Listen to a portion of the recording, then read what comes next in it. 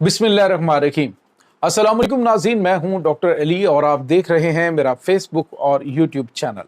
नाज़रीन, इस वक्त पूरी दुनिया खौफनाक जंगों की लपेट में है और ये आम बात नहीं बल्कि इंटरनेशनल इदारों के फैलाए हुए वो एक जाल है जिसके तहत दुनिया के उन ममालिक को स्क्वीज़ किया जा रहा है, उन्हें निचोड़ा जा रहा है अपनी मईशत को मजबूत करने के लिए। वो किस तरह से, ये तमाम तर डिटेल आपके साथ शेयर करेंगे। फ़िलहाल कंबोडिया और थाईलैंड के दरमियान जंग शुरू हुई है। नाज़रीन, इस वक्त इन दोनों ममालिक के दरमियान तनाज़ा क्या है, ये तमाम तर डिटेल आपके साथ हम शेयर करेंगे। और अभी तक जो है वो कंबोडिया या फिर थाईलैंड का कितना नुकसान हुआ है, ये तमाम तर डिटेल्स आज के इस व्लॉग में हम आपके साथ शेयर करेंगे। वीडियो की तफसील में जाने से पहले अगर आपने हमारे इस चैनल को सब्सक्राइब नहीं किया हुआ तो आपसे गुजारिश है काइंडली इसको सब्सक्राइब कर लें और बेल आइकन को ज़रूर दबा दें ताकि हमारी आने वाली वीडियोस सबसे पहले आप तक पहुंच सकें। नाज़रीन, हम आपके शुक्रगुजार हैं जो आप हमारे व्लॉग्स को देखने के लिए वक्त निकालते हैं और कमेंट सेक्शन में अपनी मोहब्बतों का इजहार भी करते हैं। नाज़रीन, इस वक्त आपको पता है कि आलमी सतह पे जो बिसात बिछाई जा रही है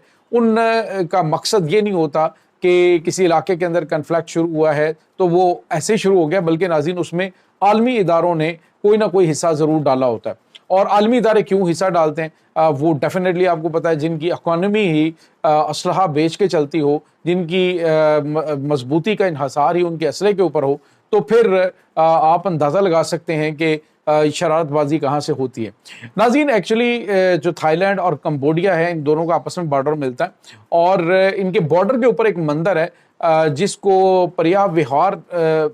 मंदिर कहा जाता है और तकरीबन 1000 साल पुराना ये हिंदुओं का मंदिर है, जिस पर थाईलैंड जो है वो अपना दावा करता है कि ये मेरा है और उसके बाद जो कंबोडिया है वो कहता है कि हमारा है। तो दोनों के दरमियान इससे पहले भी जंगें और सरहदी तनाज़ात हो चुके हैं। उसके बाद क्या हुआ कि नाज़रीन, ये जो कंबोडिया और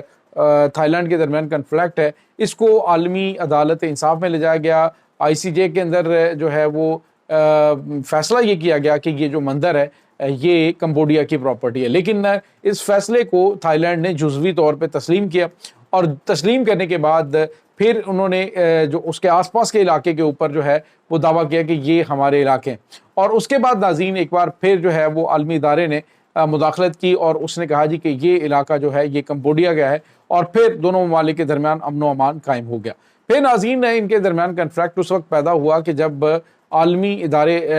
यूनेस्को ने इस मंदिर को जो है वो आलमी यानी कि इंटरनेशनल हेरिटेज के तौर पे, एक आलमी विरसे के तौर पे जो है वो आलमी विरसा करार दिया, तो उसके साथ ही थाईलैंड जो है उसके दरमियान और कंबोडिया के दरमियान मसला पैदा हो गया और फिर 2011 के अंदर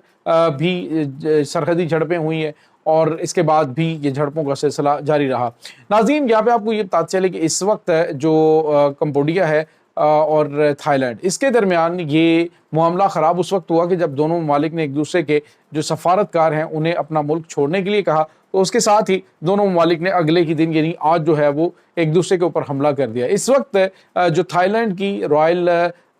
थाई एयरफोर्स है उसकी जानिब से भी अटैक किए जा रहे हैं और हैवी हथियारों का इस्तेमाल किया जा रहा है। फ़िलहाल ये कोई बहुत बड़े लेवल की जंग जो है वो नहीं करार दी जा रही, लेकिन इस वक्त कंबोडिया का जो कमांड हेडक्वार्टर है यानी कि इनका जो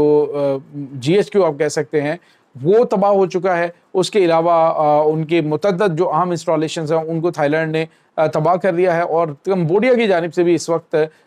जवाब दिया जा रहा है और दोनों ममालिक के दरमियान इस वक्त शदीद जंग जारी है। नाज़रीन, सवाल ये पैदा होता है कि थाईलैंड जिस का इन्हसार की उसकी सियाहत के ऊपर है, वो इतना असला और गोला बारूद क्यों इकट्ठा करके रखता है। इसी तरह से आप मुत्तहिदा अरब अमारात को देख लें, वो जब आप इंटरनेशनल सियाहत का मरकज़ हैं, इंटरनेशनल सिटी हैं और पूरी दुनिया से सियाह वहाँ पे आते हैं, तो ऐसे ममालिक जो खुद कांच के घर में बैठे होते हैं वो इस तरह के कन्फ्लिक्ट जो हैं उनको बढ़ावा क्यों देते हैं, वो मामलात को आगे लेकर क्यों जाते हैं। तो नाज़रीन, ये ममालिक नहीं लेके जाते बल्कि उनके बावर करवाया जाता है कि ये जो फ़लाँ मुल्क है ये तुम्हारे लिए बहुत बड़ा ख़तरा है, इसलिए तुम्हें अपनी एयरफोर्स को मजबूत करना है, तुम्हें जहाज़ खरीदने चाहिए, यानी जो तुमने पैसा कमाया है वो पैसा अब तुम्हारी जेब में नहीं रहेगा, वो असला खरीद के तुम वो पैसा हमारे हवाले कर दो। और फिर उसके बाद आपने देखा कि किस तरह से ये जो मुत्तहिदा अरब अमारात है उसने असलहे और गोला बारूद के अंबार इकट्ठे किए हैं। यानी आप कांच के घर में बैठ के تو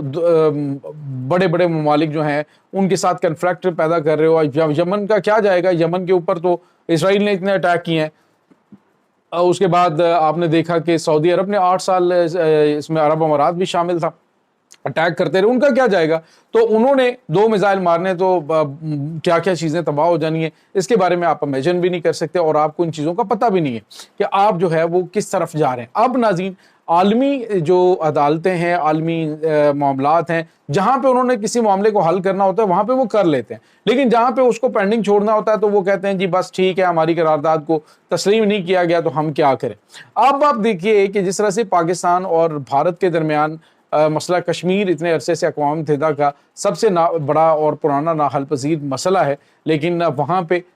چونکہ اقوام متحدہ چاہتا نہیں, امریکہ نہیں چاہتا کہ اس مسئلے کو حل کیا جائے, تو اس کو حل نہیں کیا جا رہا. اور جب یہ چاہتے ہیں کسی معاملے کو حل کیا جائے تو اس کو حل کر بھی لیا جاتا ہے. اب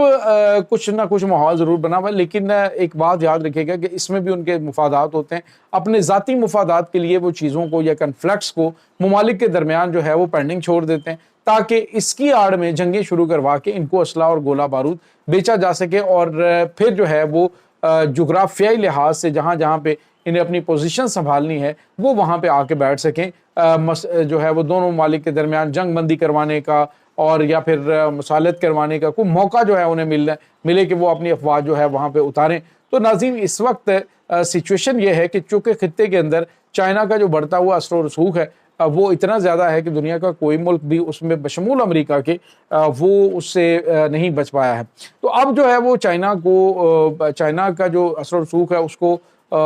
تھوڑا سا کم کرنے کے لیے اب امریکہ اور دیگر ممالک جو ہیں اسلحہ اور گولہ بارود ان ممالک کو دینا شروع کریں گے جن کی جغرافیائی اہمیت ہے یا جن کا جغرافیہ بڑا زبردست ہے, اور مستقبل میں وہاں پہ کوئی فوجی اڈے ان کے کام آ سکتے ہیں چائنا کے خلاف. تو اب جو ہے وہ اس طرح کی چیزیں امریکہ کی جانب سے کی جا رہی ہیں. ناظرین, اس وقت آپ نے دیکھا کہ عالمی سطح پہ کتنے بڑے معاملات ہوئے ہیں. رشیا اور یوکرائن کی جنگ, ٹھیک ہے, اس کے بعد آپ دیکھیں تو ایران اور اسرائیل کی جنگ, پاکستان اور انڈیا کی جنگ, اس کے بعد آپ دیکھیں کہ ناٹو کا جو ہے وہ رشیا کے ساتھ تنازع, اس کے بعد یہ شام اور یہ جو شام کے معاملے میں شام اور اسرائیل کی جنگ تو نہیں کہہ سکتے, لیکن شام کی جانب سے ان پہ اٹیک کیا جا رہا ہے. غزہ کی جنگ ہے, یعنی اسرائیل اور غزہ کی جنگ, اسرائیل کی لبنان کے خلاف جنگ. اسی طرح سے یہ تمام تر جو انٹرنیشنل کنفلکٹس ہیں ان کے پیچھے جو گریٹ گیم ہے وہ آپ سمجھنے کی ذرا کوشش کریں گے تو آپ کو چیزیں بہت اچھی طرح سے سمجھ آ جائیں گی کہ آخر یہ پلاننگ کس طرح سے کی جا رہی ہے. وہ ایک شعر ہے کہ جس میں کہتے ہیں کہ ہاتھ الجھے ہوئے ریشم میں پھنسا بیٹھے ہیں, اب بتا کون سے دھاگے کو جدا کس سے کریں. تو اس طرح سے گیم کو پھنسا دیا جاتا ہے. وہ ایک اور بھی اسی سے ریلیٹڈ شعر ہے کہ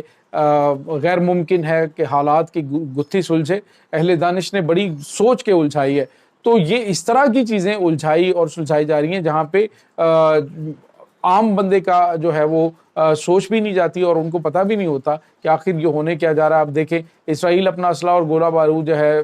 اس کو انڈیا کو بیچ رہا ہے, پاکستان اور انڈیا کے درمیان جب جنگ ہوئی ہے, اور اس کے بعد آپ دیکھیں کہ جو پاکستان ہے اس کے پاس چائنا کا اسلحہ آ رہا ہے. اس کے بعد آپ دیکھیں تو ایران جو ہے وہ اب اپنا جتنی بھی کمزور اکانومی کے باوجود اسلحہ اور گولہ بارود اکٹھا کر رہا ہے. یہ تمام تر چیزیں آپ دیکھیں گے تو آپ کو پتہ چلے گا کہ یہ جو اہل دانش ہیں یہ صرف اور صرف اپنی جیبیں بھرنے کے لیے دنیا میں جنگیں کرواتے ہیں تاکہ کوئی انسان جو ہے وہ آرام سے نہ بیٹھ سکے. اس وقت تھائی لینڈ اور کمبوڈیا کے درمیان جنگ بھی اسی سلسلے کی کڑی ہے. بتایا جا رہا ہے کہ دونوں طرف کافی زیادہ فوجیوں کا جانی اور مالی نقصان ہو رہا ہے, اور ہماری دعا ہے کہ دنیا کے اندر امن و امان قائم ہو, اور کہیں پر بھی جنگ ہے تو اس میں عام انسان جو ہیں وہ متاثر ہوتے ہیں ہر لحاظ سے, معاشی طور پہ بھی اور جانی طور پہ بھی ان کو نقصان زیادہ ہوتا ہے. تو اس لیے یہ جنگیں جو ہیں اللہ تعالیٰ اس سے محفوظ رکھے پوری دنیا کو. انشاءاللہ ملتے ہیں ایک نئی ویڈیو میں. اس تمام صورتحال کے بارے میں آپ کا کیا کہنا ہے کمنٹ سیکشن میں اپنے خیالات کا اظہار ضرور کیجیے گا. ڈاکٹر علی کو اجازت دیجیے. اللہ حافظ.